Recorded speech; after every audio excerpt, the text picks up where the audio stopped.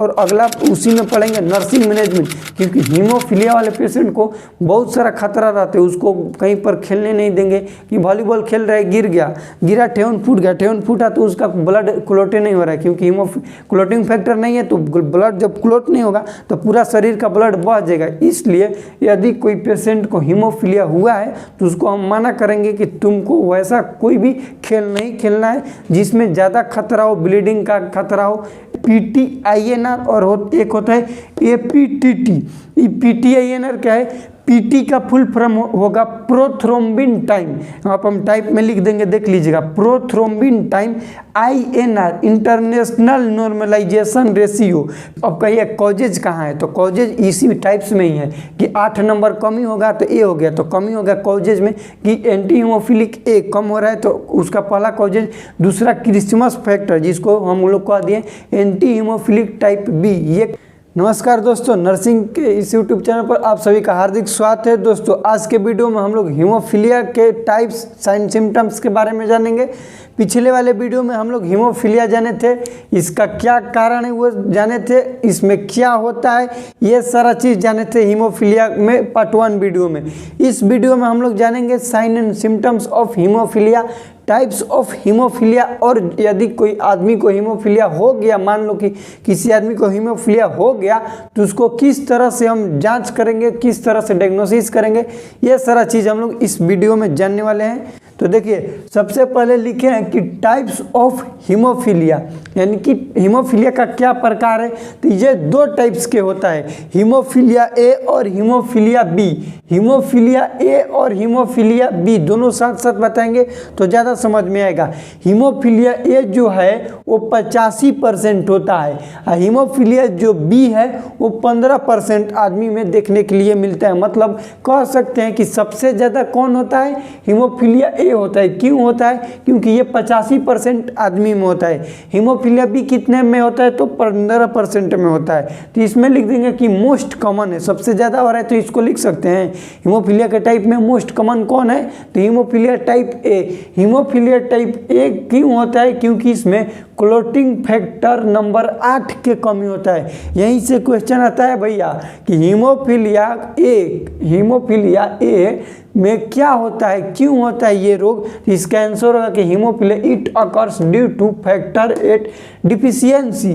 Factor number 8 के कमी हो जाता है, उस फैक्टर का नाम है एंटी हीमोफिलिक ए। क्या नाम है? एंटी हीमोफिलिक ए। और हीमोफीलिया ए को दूसरा नाम से जाना जाता है जिसका नाम है यहाँ पे क्लासिक हीमोफीलिया। क्या नाम है? Classic haemophilia. ध्यान दीजिए, ऐसे आप लोग को ऑब्जेक्टिव तरह से बता रहे हैं, एग्जाम में ऐसे भी लिख दीजिएगा तो नंबर कोई नहीं काटेगा। इससे ज़्यादा आपको किसी भी बुक में भी देखने के लिए नहीं मिलेगा, ये मेरा दावा है।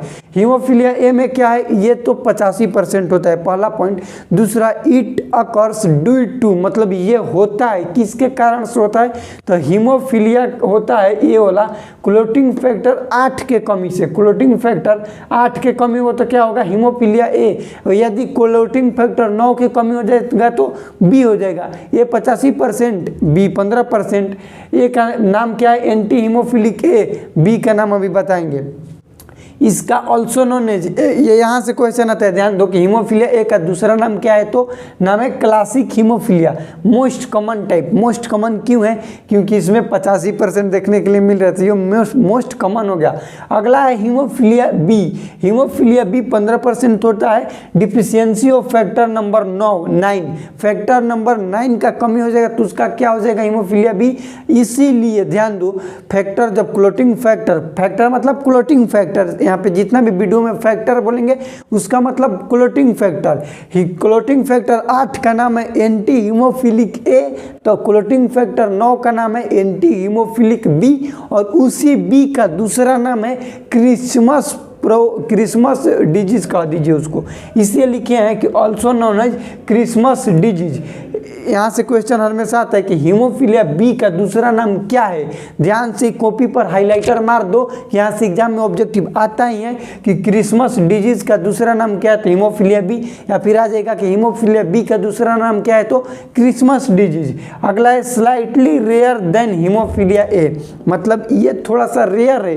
क्यों रेयर है? क्योंकि मोस्ट है, 85% अकेले ले रहा है, तो इस पर 9% का कोई वैल्यू नहीं है, इसलिए ये हल्का सा रेयर हो गया। अब हम लोग टाइप्स जान गए। टाइप्स दो तरह का होता है, हीमोफीलिया ए, हीमोफीलिया बी।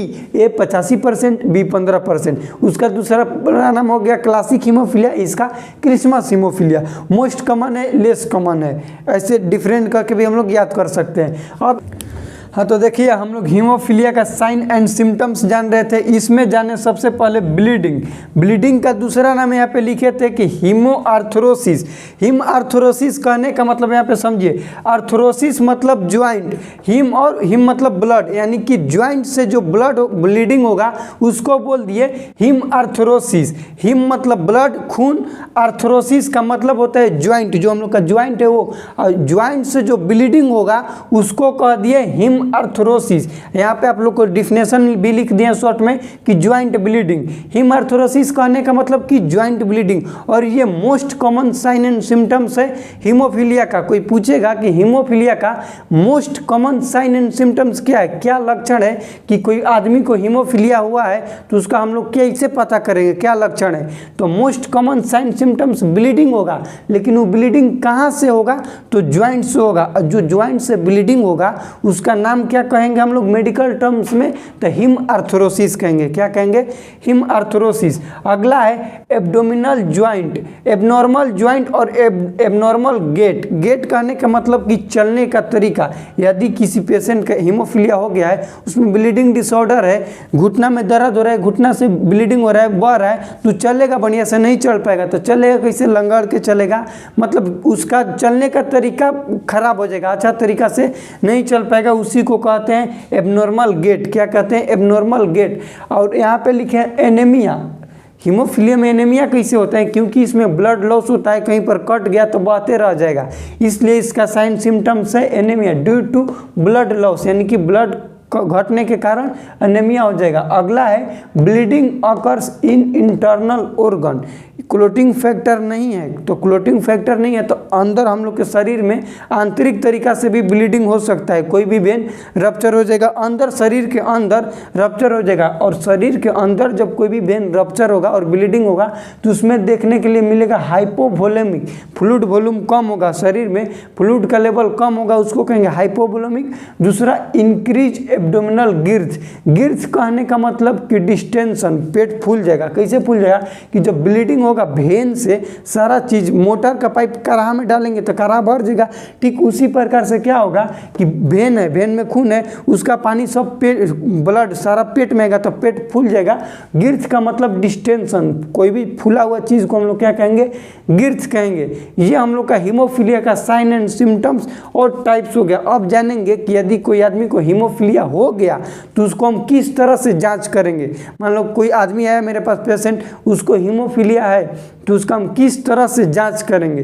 तो जांच के लिए आया तो सबसे पहले उसका history collection and physical examination, सारा हिस्ट्री लेंगे, क्या है, कहाँ से है, एज क्या है, सारा चीज़ लेंगे।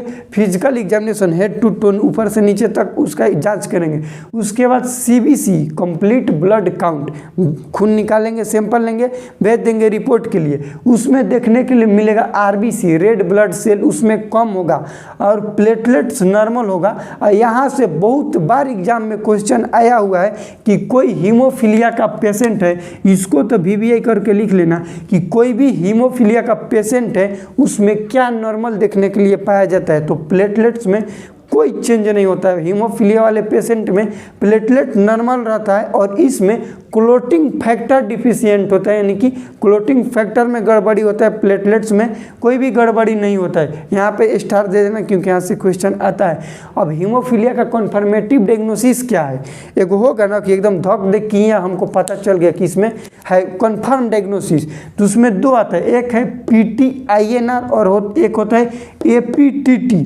PTINR क्या है? पीटी का फुल फॉर्म होगा प्रोथ्रोम्बिन टाइम। आप हम टाइप में लिख देंगे, देख लीजिएगा, prothrombin time INR international normalization ratio.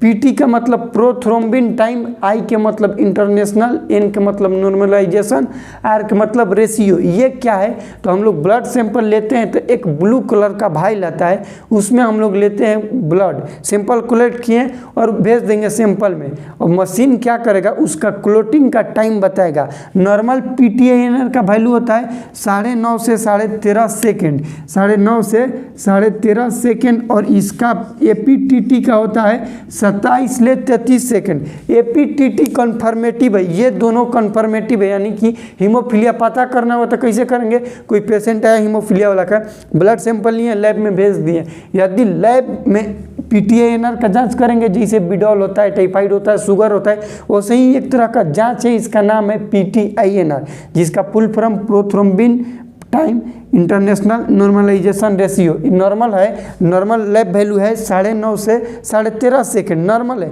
यदि 13.5 सेकेंड से ज़्यादा आएगा तो कहेंगे कि इसमें हीमोफीलिया होने का ज़्यादा चांस है, क्योंकि क्लोटिंग फैक्टर का है। अब APTT क्या है, तो APTT का फुल फॉर्म होता है एक्टिवेटेड पार्शियल थ्रोम्बोप्लास्टिन टाइम। ध्यान से सुनो, एक्टिवेटेड पार्शियल थ्रोम्बोप्लास्टिन टाइम, ये कन्फर्मेटिव डायग्नोसिस है हीमोफीलिया का। इसमें क्या होगा कि 27 से 33 के बीच में इसका सेकंड टाइमिंग आ रहा है ब्लड क्लोटिंग का, वो मशीन बता देगा कैसे कितना होता है। 27 से 33 के बीच में आ रहा है तो ठीक है, यदि 33 से ज़्यादा आएगा, 27 से कम आएगा ऐसा नहीं हो सकता है, क्योंकि हीमोफीलिया है, उसमें 33 से ज़्यादा आएगा। यदि 33 से ज़्यादा आता है तो ये कन्फर्म डायग्नोसिस हो जाएगा कि इस आदमी को हीमोफीलिया है। तो ये हम लोग का हो गया total haemophilia types, sign and symptoms और डायग्नोसिस। अब कहिए कॉजेज कहाँ है, तो कॉजेज इसी टाइप्स में ही है कि 8 नंबर कमी होगा तो ए हो गया, तो कमी होगा कॉजेज में कि एंटी हीमोफिलिक ए कम हो रहा है तो उसका पहला कॉजेज। दूसरा क्रिसमस फैक्टर, जिसको हम लोग कह दिए एंटी हीमोफिलिक टाइप बी, ये कम होगा, तो कॉजेज तो इसी में है, टाइप में ही इसका कॉजेज है, तो कॉजेज एक्स्ट्रा से लिखवाने की जरूरत नहीं है। हम लोग टाइप्स पढ़ लिए, साइन एंड सिम्टम्स पढ़े और डायग्नोसिस। अगले वाले वीडियो में इसका ट्रीटमेंट जानेंगे कि क्या ट्रीटमेंट है, क्योंकि हो गया तो ये लाइफ टाइम रहेगा, कभी भी इसका मतलब कंफर्म इलाज नहीं है, लाइफ टाइम। हाँ, इसको हम लोग ट्रीट कर लेंगे कि ये जो हीमोआर्थरोसिस हो रहा था ये नहीं होगा, किसी पेशेंट को नॉर्मल रहेगा, बचेगा, जिएगा। और अगला उसी में पढ़ेंगे नर्सिंग मैनेजमेंट, क्योंकि हीमोफीलिया वाले पेशेंट को बहुत सारा खतरा रहता है, उसको कहीं पर खेलने नहीं देंगे कि वॉलीबॉल खेल रहा है, गिरा ठेहुन फूट गया, ठेहुन फूटा तो उसका ब्लड क्लोटे नहीं हो रहा है, क्योंकि क्लोटिंग फैक्टर नहीं है, तो ब्लड जब क्लोट नहीं होगा तो पूरा शरीर का ब्लड बह जाएगा। इसलिए यदि कोई पेशेंट को हीमोफीलिया हुआ है तो उसको हम मना करेंगे कि तुमको वैसा कोई भी खेल नहीं खेलना है जिसमें ज़्यादा खतरा हो, ब्लीडिंग का खतरा हो। वो सारा वीडियो लेक्चर हम लोग कल के लेक्चर में पढ़ेंगे। मिलते हैं अगले वीडियो में, तब तक के लिए जय हिंद, वंदे मातरम।